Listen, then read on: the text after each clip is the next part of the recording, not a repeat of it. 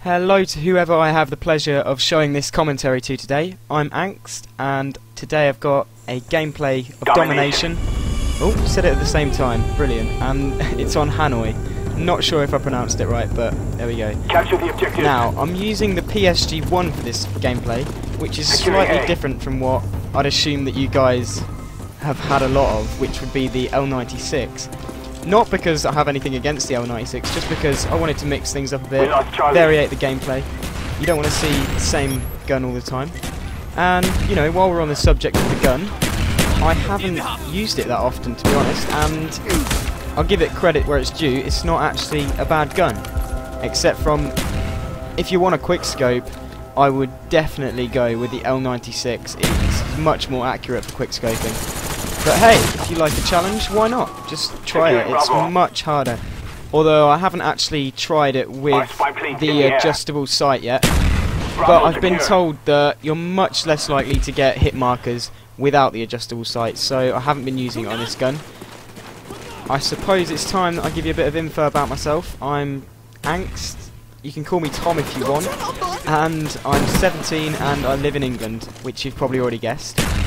I've had my PVR for about, moving on to about 5 months now, I'd say about 4.5, and throughout the time that I've had the HD PVR, I've been recording with my friends on mainly Modern Warfare 2, and although we haven't really been trying for good shots in the past, we've managed to get a few good pieces of footage for YouTube. The most recent is the episodes that we've started to do on Modern Warfare 2 COD 4, and I've been calling it Keeping It Old School because I still like those games just as much as I like Black Ops right now. And not only that, but a lot of my friends don't really enjoy Black Ops as much as I do, or as much as anyone else does really. So they've basically resorted to playing on the old games, which, you know, is a bit sad because it's not as bad as they make out, I don't think, because there's a way to play it. You have to play this game slightly more tactical than you do on Modern Warfare 2. You know, there's no aimless running about with the sniper rifle being aggressive, because that just doesn't work on this game. You will miss and die within about 2 kills, 3 kills maximum. But yeah, that's basically the background of my YouTube. And suppose I better get onto the gameplay right now. What I'm trying to do here, because I'm not playing with friends of mine, I tend to find that the best tactic for domination when you're not playing with your friends is to act as a middleman, basically, between B and A or A and B. As long as you manage to keep those two flags for the duration of the game, then you are pretty much guaranteed to win. Don't know how the shots are missing at this point. Looking a bit of a fool right now. I think I've died about 4 times and got about 3 or 4 kills. But the gameplay gets better, I assure you. And yeah, basically, in a minute you'll see that I'm going to sit between the 2 flags, A and B, and make sure that I've got them covered as well as possible. The maps that work best for the tactic of sitting between A and B are this map in the spot that I'm about to show you. After about 2 more deaths, that's one of them. The next one comes up pretty soon. And I would say that the other good map to try this on is Jungle, because it provides great cover from the rocks either side of the B flag. So once you've got the A or C flag, you can immediately rush forward and sit behind the rocks. I know it's camping and most of you probably won't want a hard scope and stuff like this, but if you want to win on domination and work as a team, it's always good to have someone covering from long range on A and B at the same time.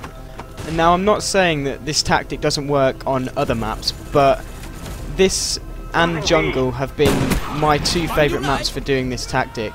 The rest of the maps on Black Ops at the moment tend to have obstacles in the way of B and A, so it's hard to see both A and B at the same time. Okay, at the moment you can see that I've put my C4 down, because the assumption is that they're not going to come from the C flag, so they're going to be spawning over near A. And you can see in this building that there's 3 windows. There's this first window, this window which looks directly at C, and there's a 3rd window which looks down on B. And this is practically the perfect place to lock down the enemy into their own spawn and just to keep them off the flags, really. While your team, if you're not playing with your friends, then even if you are playing with friends, really, you can keep down the flags so that if they're running around, you know, casually trying to get kills, you are at least there trying to guard the flags as well as possible. Now, I failed pretty harsh here, and I thought that you'd be able to shoot through wood or shoot a person in the shoulder, and in fact, but you know, apparently you can't, not with a PSG. And I'm not really sure what to say about this guy. I kind of lured him into my C4 with a few shots and just set it off with the double tap square. Now here's an odd point right here after this quickscope misses for no reason, which I'm not sure how. But I'm using some kill streaks which I wouldn't usually use. So I'm using the spy plane, the sentry gun and the chopper gunner. Now, I haven't used the sentry gun and the chopper gunner as much as the average person probably would have, but I've found these kill streaks to be really effective for a game type like Domination, mainly because pretty much all of these will enable your team to work as a team. You know, there's some kill streaks which only affect you. For instance, probably the B-52 bomber or the napalm strike. They wouldn't affect your team as much as other kill streaks because they're going to get you kills, but this isn't a game type where all you need is kills. I mean, kills are going to help in the long run because you're going to be holding people off the flags by keeping them locked down, but these kill streaks in particular are really good for keeping people off flags. And for that reason, I'd probably recommend them really highly for anyone who wants to work as a team on Domination.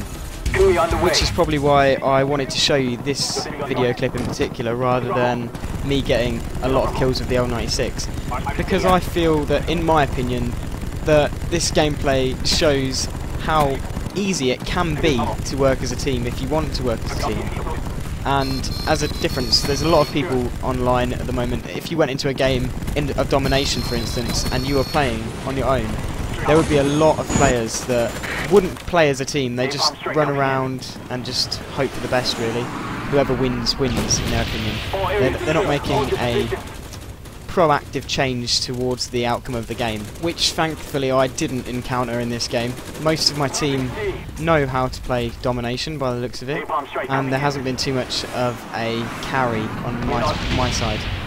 Right, and as you can probably see, I've ran out of ammo quite quickly in the sniper rifle. The majority of the sniper rifles in Black Ops don't have a large enough magazine, in my opinion anyway, because they're not. This magazine, I think you get like, what is it, 20 bullets or something? That's not going to last you a whole game, especially when you're looking at playing Domination, for instance, because these games are long and there's a lot of kills to be had, so you're bound to get a fair few kills. And if you're going to get over 20, then you're in trouble, really. You're going to have to start picking up guns. Right, so yeah, this game's coming to a close pretty soon, so I guess I better wrap it up for you. So anyway, I hope you've enjoyed it, and I hope you've seen the potential which I could have if I got into Darth. If I've got you this far, then I'm assuming that you either like the commentary or you're being forced to watch them.